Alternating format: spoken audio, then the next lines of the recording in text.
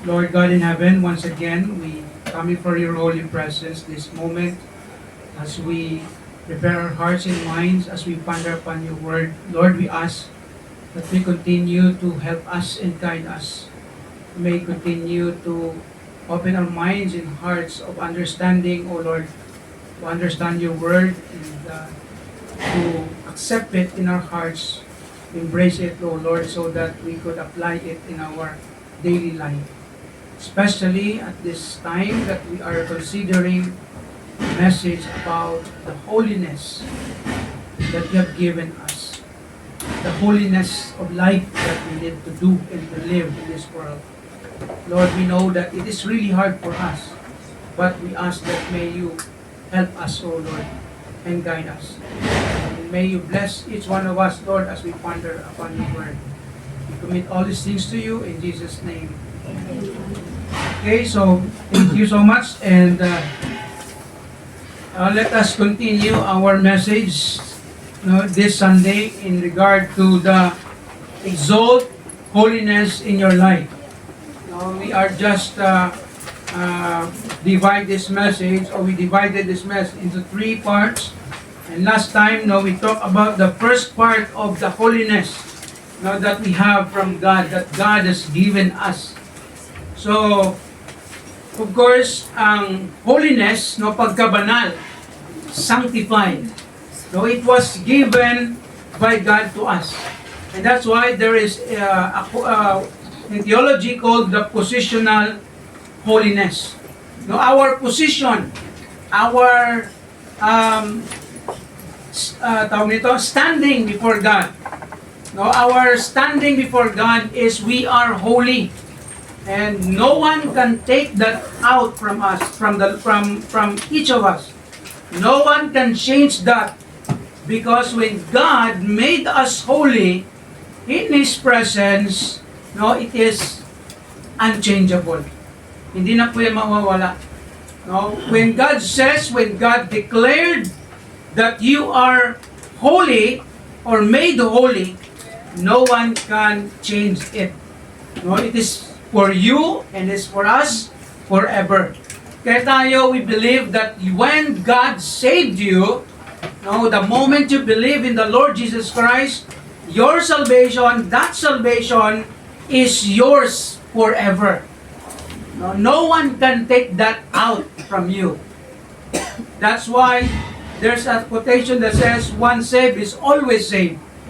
If a person is saved, that moment, he is saved forever. And that's also we have what we call in the Bible eternal life, or another word, everlasting life. Life without end. And that's the salvation that we have from the Lord. And that's why we said last time that it is rooted in God. The salvation that we have, the eternal life, the holiness, it came from God. Because God is holy, therefore He is the one who is the source of our holiness. We are not perfect, humanly speaking. But spiritually, in God's presence, we are holy. We are perfect. And there's a word in Colossians that we are perfected or complete in the Lord Jesus. And the second sub-point there is it is received from God. Natanggap po natin yan o binigay ng Diyos ang pagkabanal sa atin. Even though we are sinners by birth, by actions, we do sin, we have committed sins in our life, but when God declared us righteous or holy, everything is forgiven. Lahat po ng mga kasalanan pinatawad, binura, erased. Our sin was washed away. That's another word in the Bible. We are cleansed. Nilinis po tayo ng Diyos. And that's why we are holy, spiritually speaking, in the presence of God because of the Lord Jesus. We are not holy, we are sinners. no, literally, but because of Jesus, we are holy. That's why God, no, given us holiness positionally. No, in the stand, in the presence of God, we are holy, but in our life, no, in our practice, we must be holy. And that's why the second principle that we can see in the Bible, no, in theology as well, practical holiness. Positionally, we are holy. No, that is our stand before God. But our life, no, we must also learn to be holy. Even though, yes, Pastor, we cannot be perfect, we cannot be sinless, but we can still live holiness, in holiness. Kahit nagkakamali tayo paminsan-minsan or minsan, what holiness tells us about. At paano ka masasabi na kahit ikaw ay nagkamali? By the way, let's consider the word, no, nagkamali at gumagawa ng mali. Iba po yun. No, sin and living in sin, no, it's different than you fall or commit sin, no, along the way in your life. No, that is different. Kaya po meron po sa amin sa Ilonggo is, no, ang iba ang, sa Tagalog na lang, no, magkamali at sa gumagawa ng mali. Kasi pag sinabi yung nagkamali, magkamali, no, along the way, one way or another, magkakamali tayo. But sa gumagawa ng mali, iba yun. Intentionally, deliberately, ano pa? No, na ginagawa, deliberately doing, committing sin, or in his lifestyle, no, enjoying sin. That is different than you commit sin along the way in your life. So practical holiness, it means, no, that you strive to live holy, even though once in a while or along the way you fall. But when you fall, the holiness means you stand up. That's holiness. Kung ikaw man ay natumba dahil sa kasalanan along the way in your life, hindi ka gumagapang. You are not crawling in sin. When you fall into sin, the Bible says what God wants us to do is to stand up or confess or repent your sin and change. That's holiness. Even though we fail sometimes in our life, but when you fail, you stand up right there and then. That's holiness. Kasi minsan, hindi po natin maiwasan, nagkakamali po tayo. There are times that you cannot avoid sin, or sometimes you will put in in between of circumstance or situations that sometimes you will be forced to do something not right, or sometimes you are unaware of what you do that is sin. That is sometimes it happen, or sometimes because of the emotional outburst you do or you committed sin. And that is part of life. And we are not saying that to do sin or to commit sin is right. No. It's still sin. It's still not right. But the Bible says, when we fall into sin, we get up. No, we stand up. Get back to God right there and then.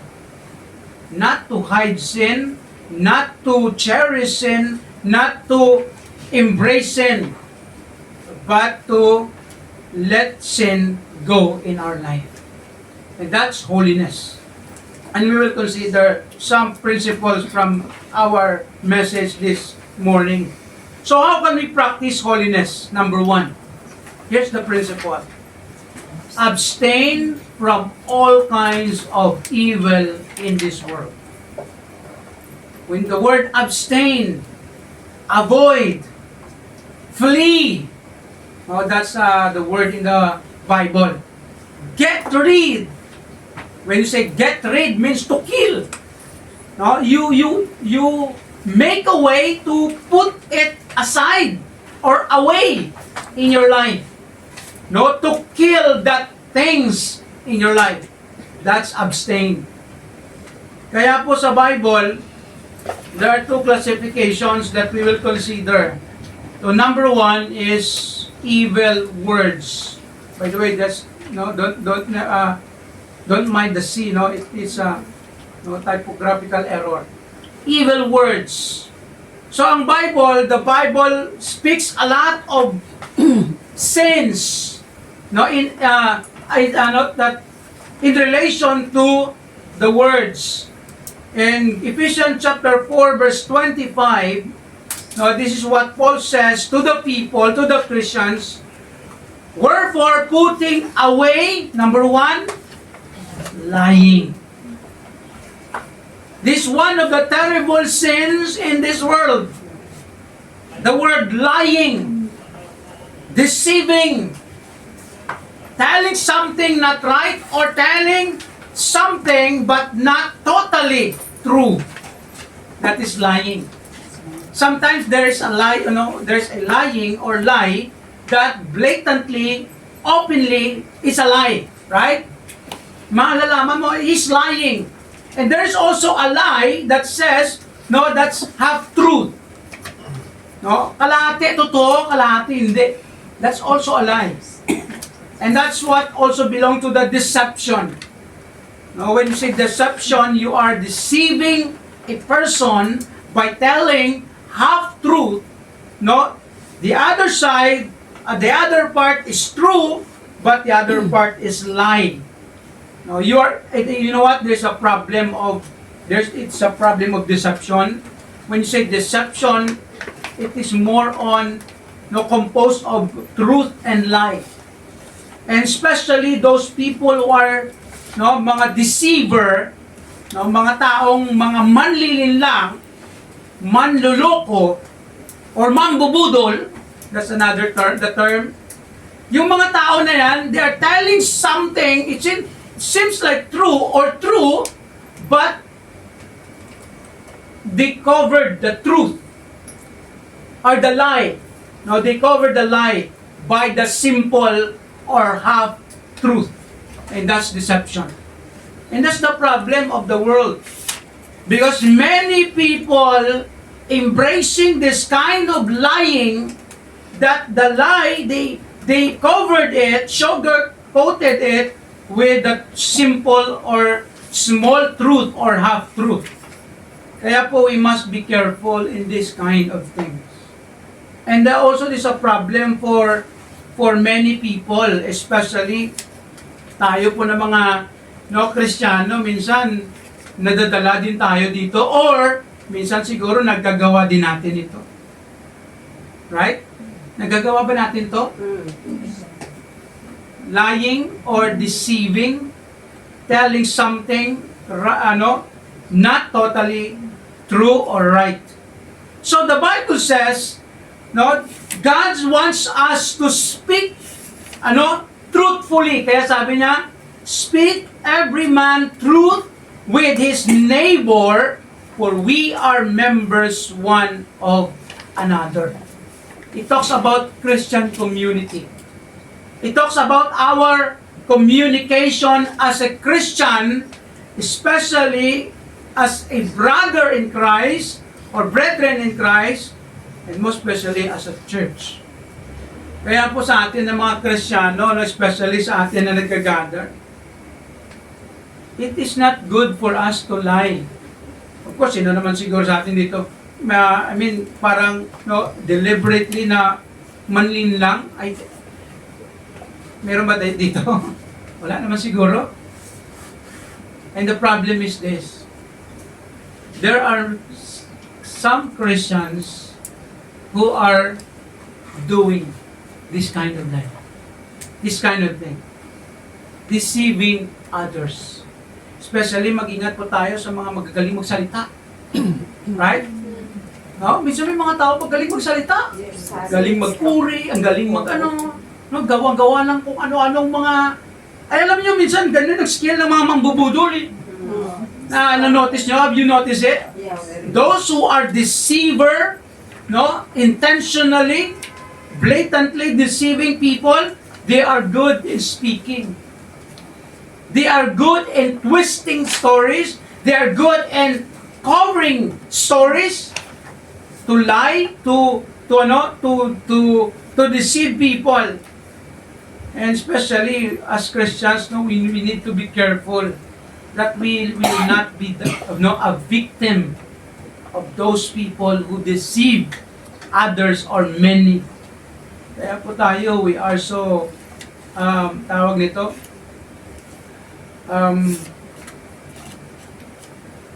nakalimutan ko, I forgot the exact word. But we are so, tawag nito, parang nakakaawa, no, tayo. No, if we are victim or if we are drawn by this kind of people. And most especially in our nation, it's very, very problematic. Because there are people who are using half-truth, lie, or deceiving people para ang mga iba madala. Ayan, mambambubudol, ang galing nila maggawa-gawa ng storya. Especially mga budol or scammer. No, especially mga scammer. And that's why I always advise, be careful sa mga scammer. Especially we as Christians, we as OFW, we are targeted by the scammers. And we must be careful. And of course, our responsibility as a Christian, know that we need to avoid this kind of sin, lying. And then the second principle, no, Ephesians chapter verse 29, no, the same chapter. Let no corrupt communication proceed out of your mouth. When you say corrupt, no, it came from the idea is like a fruit rotten. No, ang prutas na bulok or something may damage. No, yan po ang idea ng corrupt. Something that destroys others. Corrupt communication proceeded out of your mouth. Apostle Paul tell this to the people, to the Christians in the church of Ephesus. Because this is one of the problems of Christians. The corrupt communication. What does it mean, the corrupt communication? Something that you say to the person that destroy his character, his image, or it's something that destroy the testimony of a person, in even actually yung ang word na defamation. No, di ba may mga word na ganyan? No, defamation. You destroy the name or the character of the person or the testimony. And also we can consider the corrupt communication is yung mga masasamang mga salita or whatever we call it like pagmumura. Foul words. That's another word, corrupt. Kaya mo minsan maririnig po natin ito, especially ngayon, daming social media. Ako I am always listening to many bloggers, especially political bloggers. I like what they said. But what I don't like is the foul words. Ang pagmumura. Yung mga bagay na hindi maganda pakinggan. But good thing, di ko yung minamind. But here's the thing. If you are in the context na 24/7 or almost of your time in that kind of conversation, delikado yan. Kaya alam niyo po sa Christian life, No, hindi po acceptable ang pagmumura. You know what is, di ba? You understand me? All kinds, marami po tayong klaseng pagmumura. No, especially sa Pilipinas. I remember when I was in UAE, last 2016. No, nagtrabaho po ako doon. I worked as tawag nito. We worked in the playground, and my coworkers, no, almost or all of them, no, were unbelievers, not Christian. And every time they talk, they discuss, especially may mga kasi playground, maraming problema yan. Maraming mga stressful circumstances.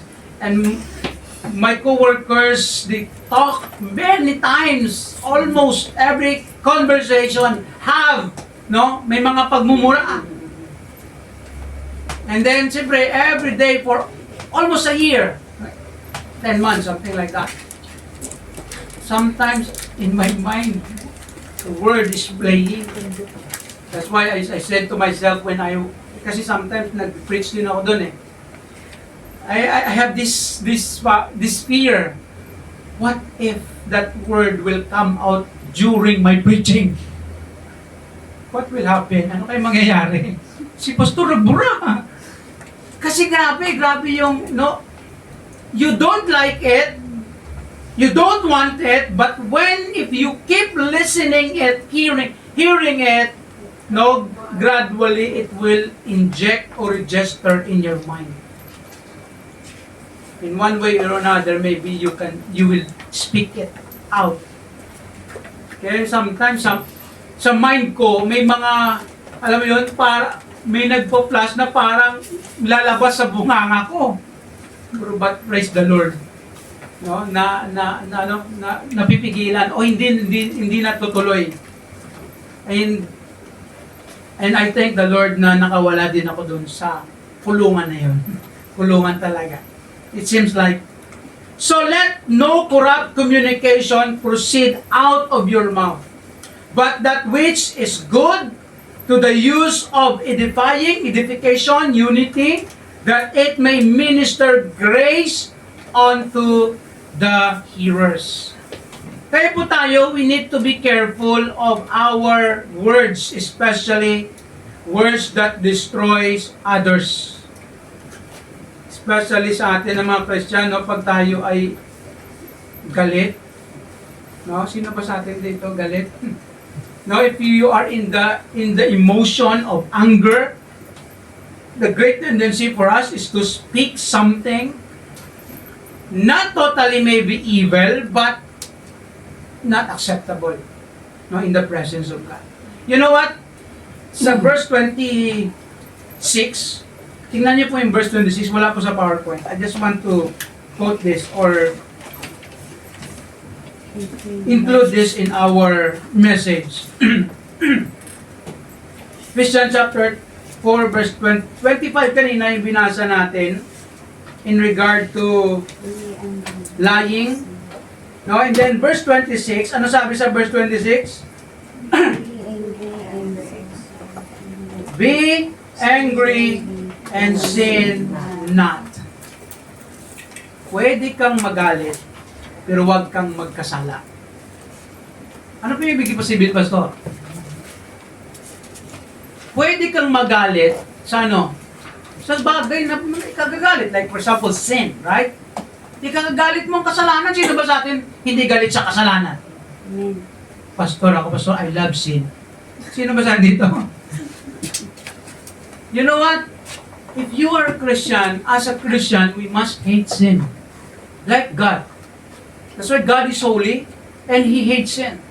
And therefore, as Christians, we must also hate sin. And then Paul says, be angry and sin not. Kaya po tayo, pwede tayong magalit, pero huwag tayong gumawa ng kasalanan. Or, we need to be careful na huwag tayong makagawa ng kasalanan. Especially when you are, get angry to the sin. No? Not to the person. Sometimes, galit tayo sa tao eh. No, kahit tapos na yung nangyari, galit ka pa rin! Is that acceptable? No. That is sin. Tapos na yung mangyayari. Kung galit ka pa rin, ibig sabihin, nagkakasala tayo. That's sin. Because, as a Christian, we must forgive. Whether you like it or not, the Bible says, God says, we must forgive.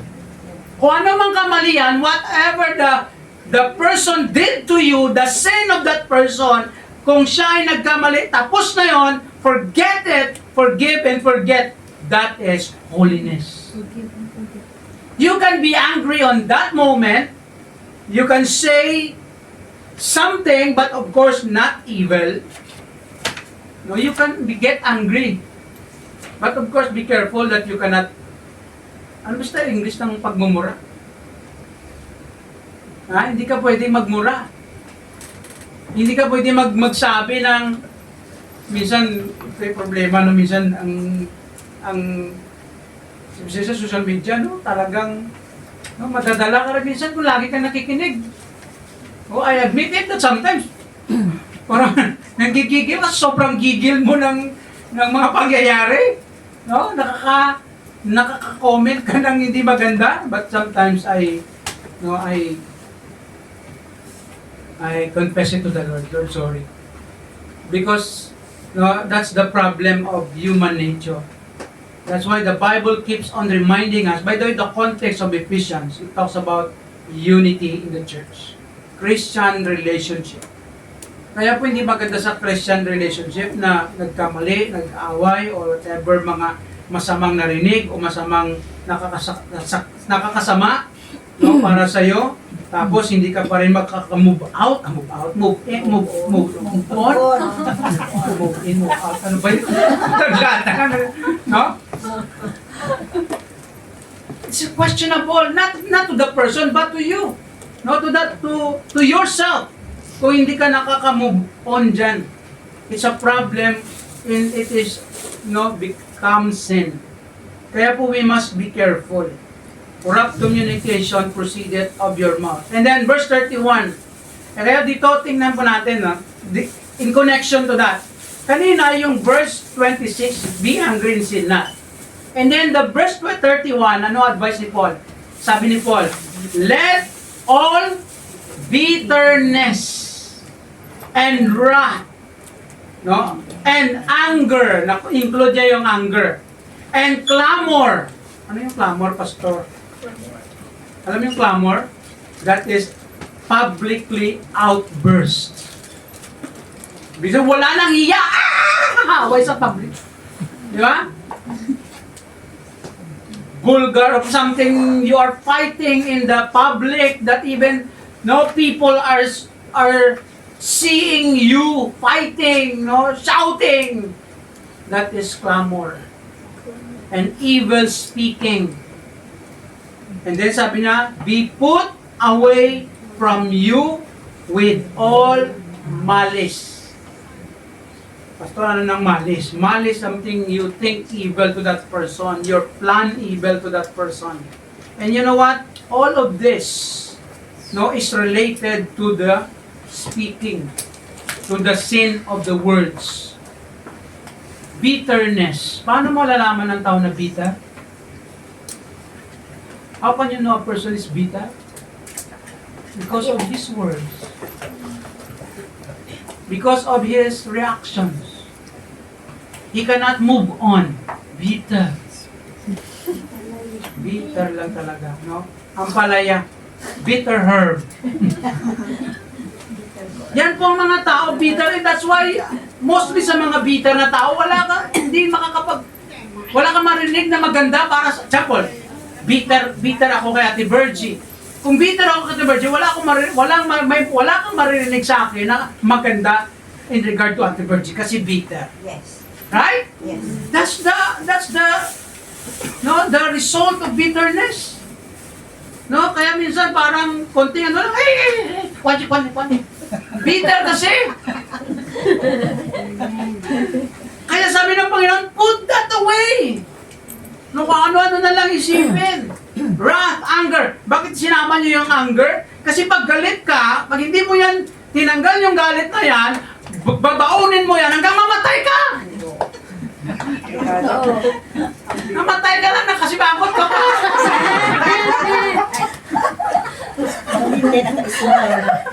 Naka-angry face. Ano ba kaya? Nakabaw naka-angry face. Ano ba yan? Put that away. No, because it cannot help in Christian life. Sometimes acceptable in that moment you get angry, but for how many months so you get still angry? Amen. That's not acceptable. That's my... Oh, that is sin already. Doing evil. And that's evil in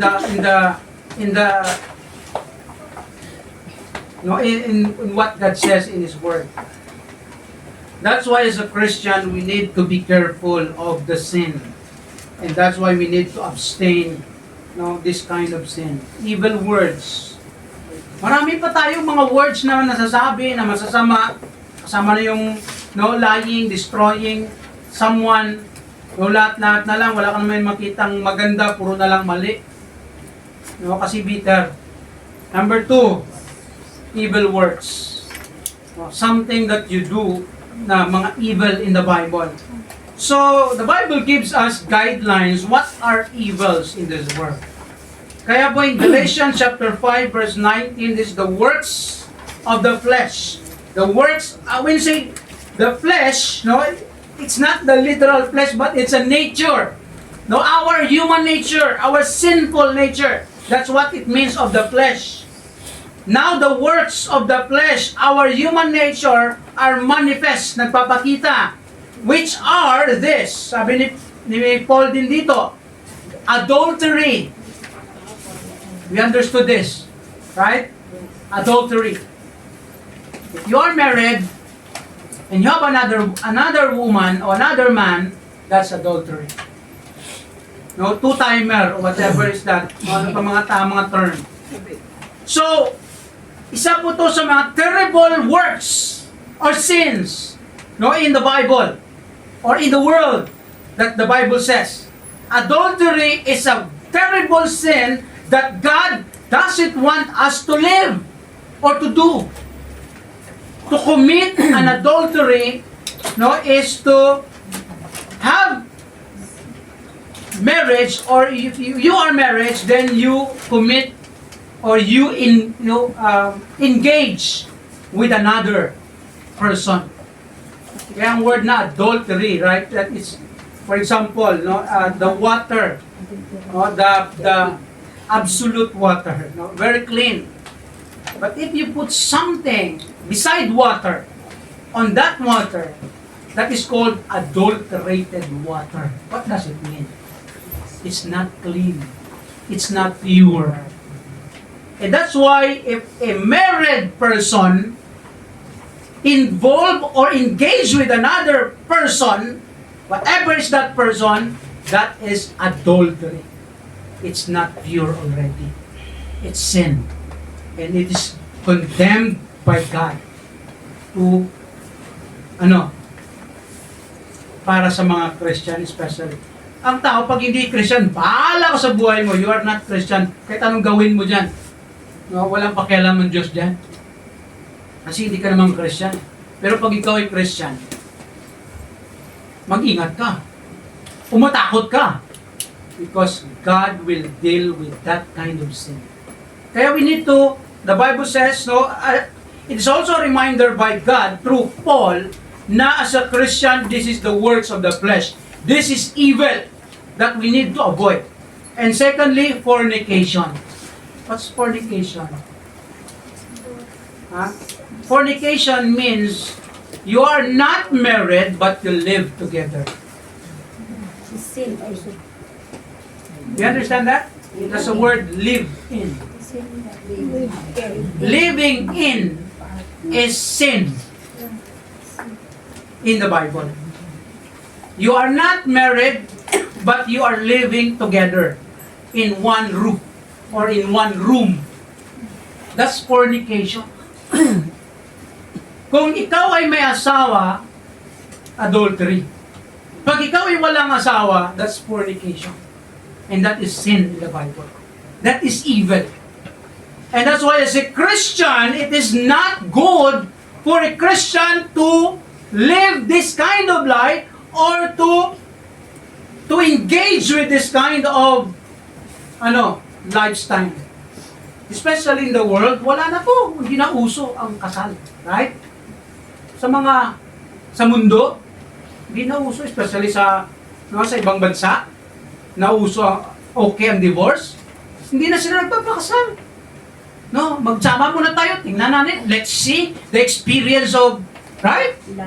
No, kung totoo ba tayo, we love each other. That is wrong in sin in the Bible. And the sad part is, there are some who claims to be Christian but doing this, living in sin. And it's not acceptable before God.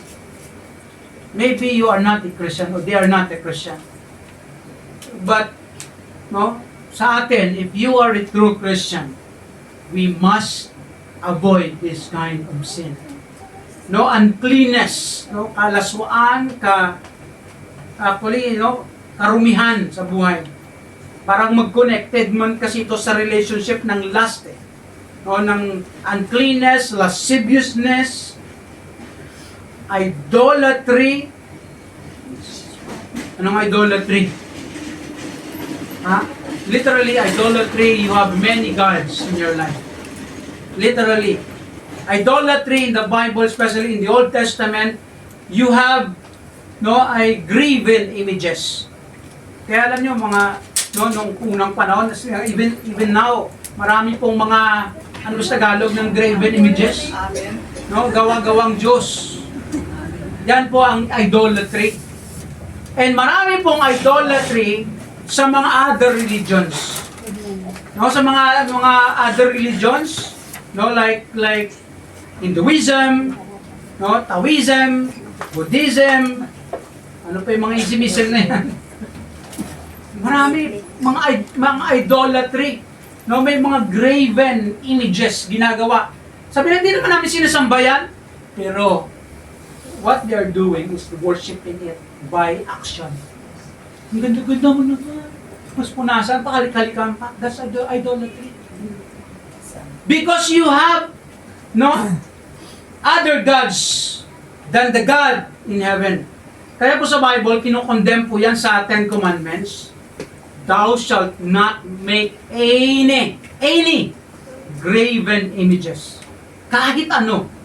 Yung iba, isda, yung iba, maraming ginagawang mga Diyos-Diyosan. Kaya po sa Bible, kinukondemn yan ng Diyos kasi that is sin or evil in the sight of God. Graven images. Whatever kind of image. Kahit image pa ni Jesus yan. Wala kasi picture si Jesus. At saka kung si Jesus, kung may picture man dyan, hindi si Jesus yan, sigurado. Kasi walang picture noon. Do you think si Jesus malipay? Masaya ba ang Panginoon? Kung gumagawa ka ng picture, tapos, ako yan, siya yan. Hindi po ganoon. Kaya kinokondemn ng Bible, sinasabi ng Diyos, don't make, in Ten Commandments, thou shalt make any graven images. Not only graven, but even picture. That's also an image. Man-made image. Wala pong perfect o even image na makaka-portray kung sa itsura ni Jesus o sino man ng Diyos. Because God is the Spirit, those who worship Him, ano sabi ng John 4:4? Those who worship Him will worship in spirit and in truth. No image. We worship God directly and not through any other means. Witchcraft, ito pa yung mga manghuhula, mga ano pa yan? Ano ba yan? Albularyo. Witchcraft po yun. Doktor. Huwag po tayo pumunta doon mga Christian. Tawas-tawas, mga luya-luya, mga ano ba yan? Kaya po, alam mo po, if you get sick, don't go to the quack doctor. Yes. No, that's they call it quack doctor. No matter how, no, that how famous that person is. You know what? That's the problem. Is he's famous. I mean, many people who testify, ay, nahila ko, ganyan. Huwag po tayong maniwala doon. Because only God can help us. Although God gave us the doctor, the profession, those people. Although may mga manloloko naman, no, be careful din. No, we must be careful to those who are deceiving also, or deceiver. But witchcraft is condemned in the Bible. Those practice magic arts. That's another word. Yung panghiwit-hiwit na yan, no? Huwag mo yung magpunta doon. Kasi pag ikaw ay Christian, pumunta ka doon, lalo ka pang mapasama dyan. Baka yung hiwit babalik sa'yo. Pastor, pwede ba yun? Siguro, pwede. Anyway, no, baka pag sa Christian, hindi tayo maapektuhan ng gano'n. Pero you know what? Here's the thing. Pag may kasalanan tayo, baka pwede pa. Kasi yung kasalanan, yan po ang problema dyan. Variance, emulations, wrath, strife, sedition, and heresies. Teaching other doctrines than the Bible, than what God says in His Word. No, that is heresy. Marami pong mga sins, strife, no? Kaya po yung away, hindi po yan ang maganda sa atin. Strife. Eh, nakakalungkot man, no, ang ating bansa, no, wala na talagang peace, so na lang strife, no, kaya po is very, very problematic. No, but sometimes, no, it's hard for us, no, to stand where because of the great conflict. But one thing that God wants us to do is to stand in the truth and just be true. And be courageous to stand for and fight for the truth. And verse 21, inveighings, no, inggitan, o ano pa yung inggit, inggit, ano po yung isa? Inggit, no, ang word na invade. Inggit, murder, no, ito yung po mga list of sins. Murders, drunkenness, delikado itong mga umiinom pa dito. No? Kaya alam niyo po, mga totoong Christian, dapat umiiwas sa no? Sa mga alak-alak na, alam mo yun, especially may mga Christian na talagang, no, sumisipa, especially pag weekend, no, be careful. Christians should, no, avoid this kind of sin. Rebellings, no, tapos ano pa? Such like, sabi niya, of the which I tell you before, as I have also told you. Inuulit-ulit pa. I told you before, I tell you before, but I still wants to tell you in the past that they which do such things shall not inherit the kingdom of God. Kaya lang itong nabubuhay sa kasalanan, possible hindi yan ligtas. Do you agree or do you understand that? Those who living in sin, most probably, they are not saved. Pastor, paano yun? Christian man daw siya, pero bakit nandyan pa rin siya sa kasalanan? Hindi siguro. Kasi ang totoong Christian, papaluin ka ng Diyos. God will make a way for you to realize that what you are doing is evil in His sight. He will make a way. Because God is powerful. God is holy. He hates sin in the life of a Christian. That's angry. That's anger. God is angry, no, to the sins. Kaya po pinapalo niya, ginagawa niya ang lahat para lang ma-realize ng Christian, mali ang ginagawa ko. Kaya questionable yung mga nagsasabi na Christian, pero still they are enjoying the sin, parang binibless pa rin ni Lord. God bless me, even though nag-enjoy sa kasalanan. Questionable po yun. And second principle there, absorb all kinds of godliness from the world. Kaya po tayo na Christian para ma-practice natin ang holiness. i-absorb po natin ang mga godliness na sinasabi ng Bible. Ano ba yung mga mabubuting bagay, maka-Diyos, na sinasabi ng Diyos sa atin in His Word na kailangan natin i-absorb sa buhay po na, i-embrace, tanggapin. Of course, one of those we can consider some of the godliness in the Bible is the fruit of the Holy Spirit. Galatians chapter 5 continues yun kanina, sin. No? And then verse 22, ito po yung godliness, but the fruit of the Spirit is love, joy, peace, long-suffering.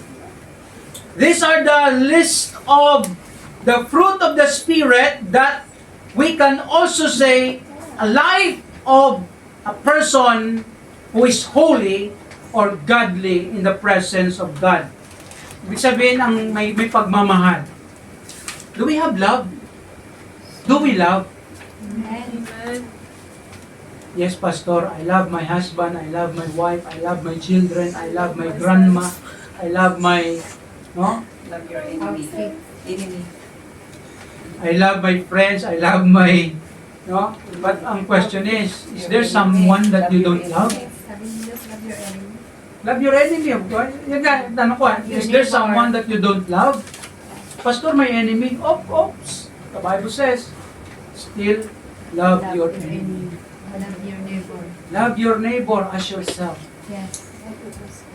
What does it mean, love your neighbor as yourself? Ibig sabihin, you think that your neighbor like yourself. You need, if you want to treat good by the people, treat others also good, right? Amen. That's the principle of loving your neighbor. Loving your neighbor is loving anyone.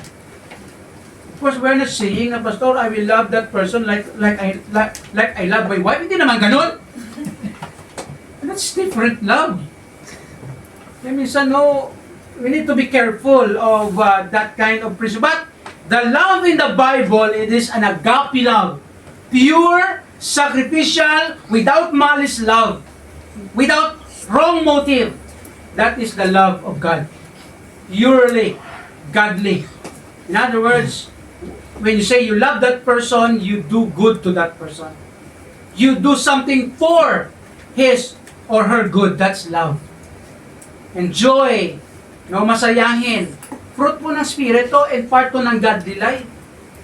Ang godly na tao masaya. Tama? Sino ba sa inyo dito yung namumuhay sa na godly na sa kabanalan tapos malungkot? Malungkot ako. Hindi. Ang totoong namumuhay sa kabanalan ay masaya. Amen. Right?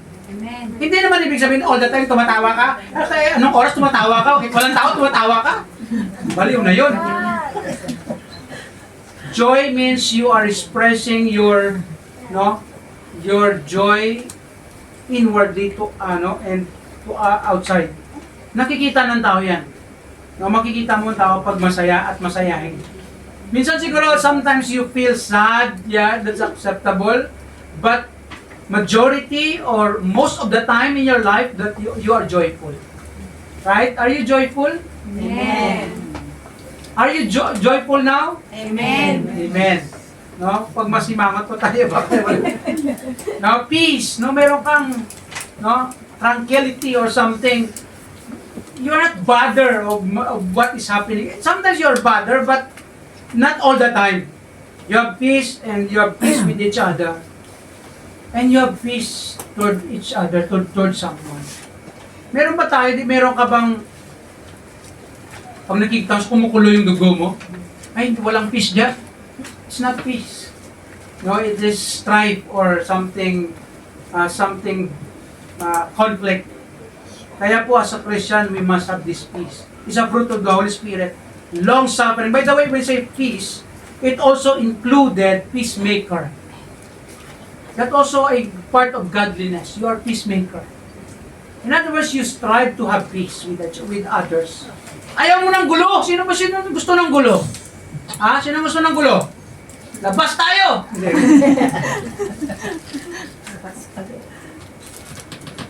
Pag Christian po tayo, pag gusto natin yung gulo, ba delikado po yan? Baka mapaaga ka sa langit. So as a Christian, we need to promote peace, strive for peace, with each other as a Christian, long suffering, patience. Minsan naubusan man tayo ng pasensya, o sige lang, kung maubusan tayo ng pasensya, dagdagan ulit. Let God fill your patience or fill your cup with patience, long suffering. Kahit nakakainis yan, sige lang, magpasensya tayo minsan. Minsan talaga, hindi, most of the time. Gentleness. Pastor, dapat ba, ano ba gentleness? Ano ba yung ibig sabihin ng gentleness? Kasi baka ibig sabihin ng iba, they thought that gentleness like alam mo yung gentleness yung gentle mo naman. No, that is, I think, it's, as another thing. Gentleness, you calm, you kalma ka, you parang, although sometimes, sumasabog tayo, pero most of the time, you are gentle. Gentle in the sense you talk to the people, sis, ano ba problema natin? Hi, sis, ano ba problema? Delikado yan, no? Wala ka sa spirito yan, baka spirito mo. Di ba?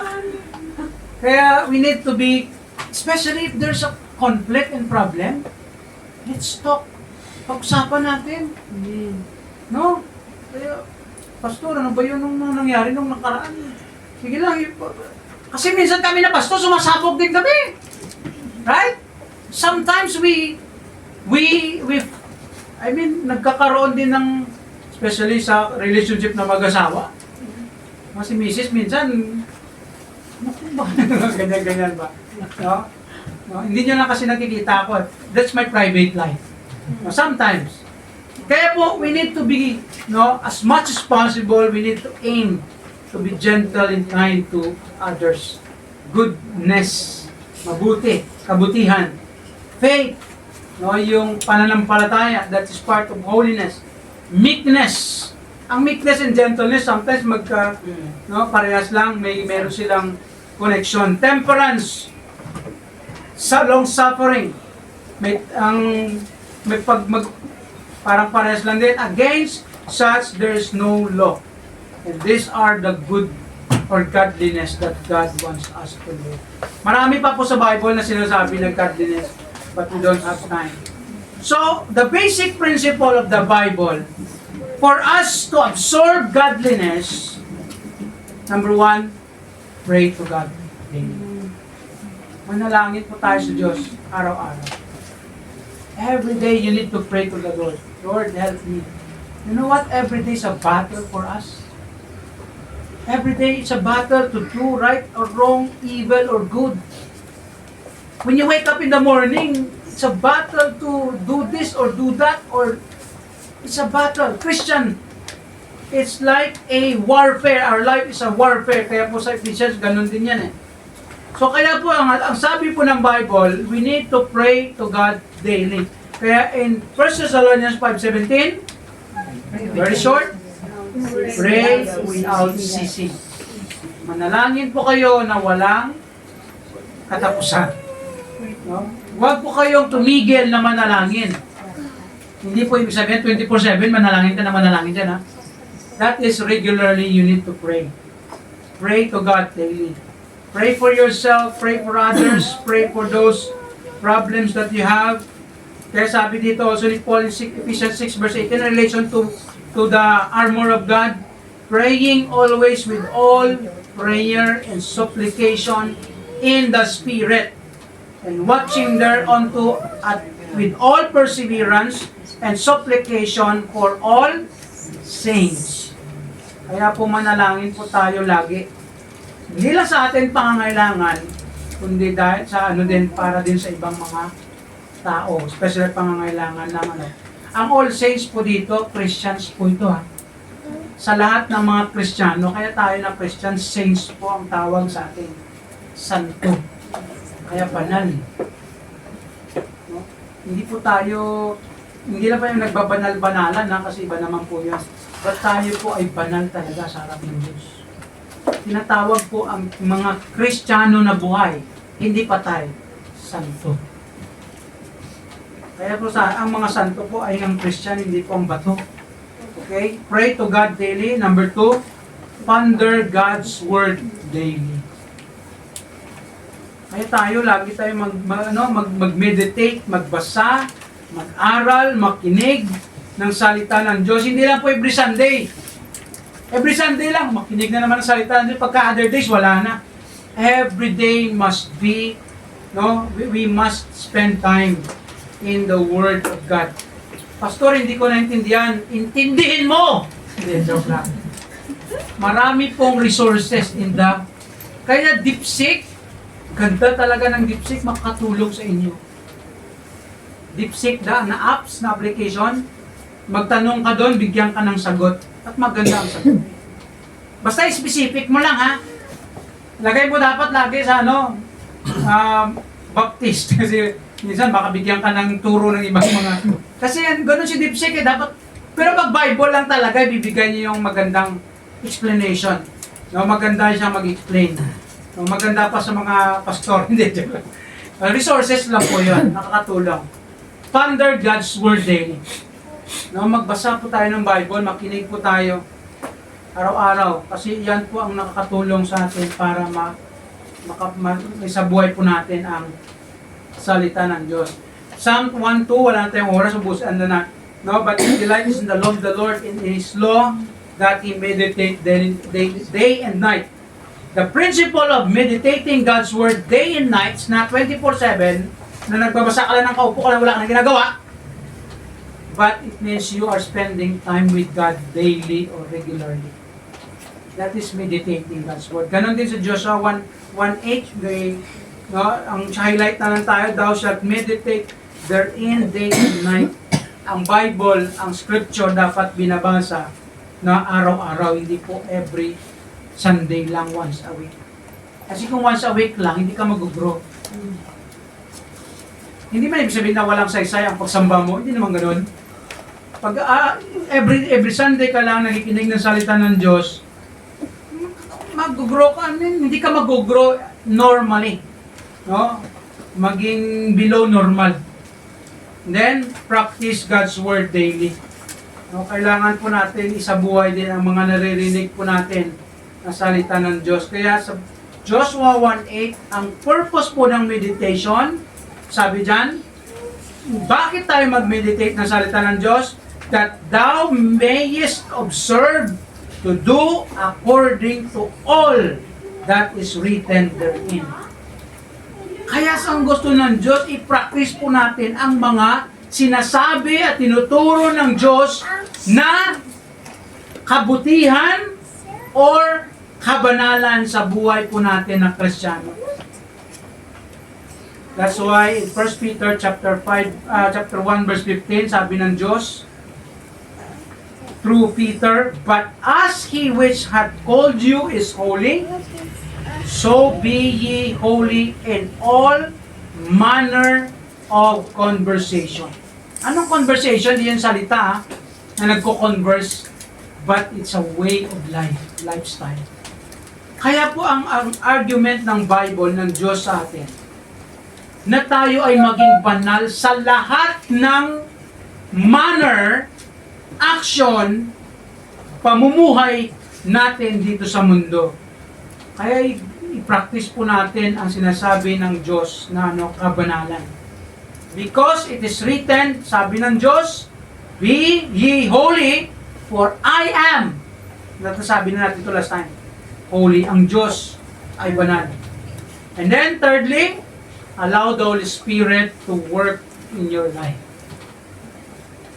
Allow po natin yung banal na Espiritu na mag-work sa buhay po natin. Paano to, Pastor, mangyayari? Number 1, sabi ng Bible, do not grieve the Holy Spirit. Saan po natin makikita yan? Ephesians chapter 4 verse 30. Grieve not the Holy Spirit of God, whereby ye are sealed unto the day of redemption. Kaya ikaw o tayo na Christian, nung ikaw ay naligtas na may Holy Spirit tayo, bawat isa may Holy Spirit. Ano sabi ni Paul? Did not, huwag niyong saktan, paiyakin, ang other translation. Ang Holy Spirit nasa sa inyo. Bakit sinabi niya ito? Alam niyo kanina binasa natin sa Ephesians chapter 4 ng mga verses? Mga away yun eh. Like lying, corruption, mga communication hindi maganda, no, mga bitterness, anger, yun po ang mga nagkukos ng nag-grieve ang Holy Spirit, conflict, away. Kaya pag nag-away po ang Christian, nag-grieve ang Holy Spirit. Kaya pag tayo po, kung mayroon pong conflict, dapat isi-settle agad yan. Kasi pag hindi na-settle yung conflict, kung sino man may kasalanan na ayaw, nag-grieve ang Holy Spirit dyan. I don't think that person will be happy. Kaya hindi po maging masaya ang isang Kristiyano kung meron siyang kaaway o meron siyang inaaway. Kaya po, if there's a problem, dapat isettle agad. Kasi yan po ang tutulong sa atin. And then, depend on the guidance of the Holy Spirit. Ano pong ibig sabihin yan? Kaya po, ang principle din ng Ephesians chapter 5, verse 18, no? Be filled with the Spirit. Ang filled po yan, ibig sabihin, let mo yung Holy Spirit mag-control sa buhay natin. Kinumpir niya po yan, do not get drunk of wine, ha? Kasi ano po yun? No, ang taong lasing, kung ano na lang ginagawa, kasi controlled siya ng spirit of wine. Pag ikaw ay controlled ng Spirit, Holy Spirit, magagawa mo mga bagagandang bagay. Yun ang sabi natin kanang fruit of the Spirit. Kaya po sa Christian, we need to consider, no one can live perfectly or sinless. But living in holiness is possible as long as we follow God's Word and His Holy Spirit living in us. Pag tayo po sumusunod sa salita ng Diyos at sa Holy Spirit na meron tayo, magagawa po natin na mamuhay ng tama or sa kabanalan. Therefore, we must learn to ask forgiveness and forgive others' sin. To walk in God's Word and ways so that we can live in holiness before God. Yun po ang holiness. Ask forgiveness and forgive. And do good. Do good things to other people. That is holiness. Do you want to be holy? Whether you like it or not, you need to. Because that is what God wants us to live as a Christian. We'll consider the last point next time because we don't have time. Our reflection is, how is your dealing with evil things in your life? Kamusta ang pag-handle mo sa mga masasama or when say evil things in your in this world pala, in your life? How is your dealing with the evil things in this world? Paano mo hinahandle ang mga masasamang bagay dito sa mundo? Araw-araw may temptation, right? Araw-araw may mga bagay na mapapasama ka o gagawa ka ng masama. At paano natin yan hinahandle? Are we practicing and improving in holiness? Pinapractice ba natin na maging banal at nag-grow ba tayo dyan? Nagbabago ba buhay natin o napapasama pa lalo? Are we allowing the Holy Spirit works in lead us to the right kind of life or living? Hinayaan ba natin ito sa buhay natin? My friend, mga kapatid, this is the Word of God. This is what God wants us to do and to be in this world. I hope that it will be our life. Let us pray.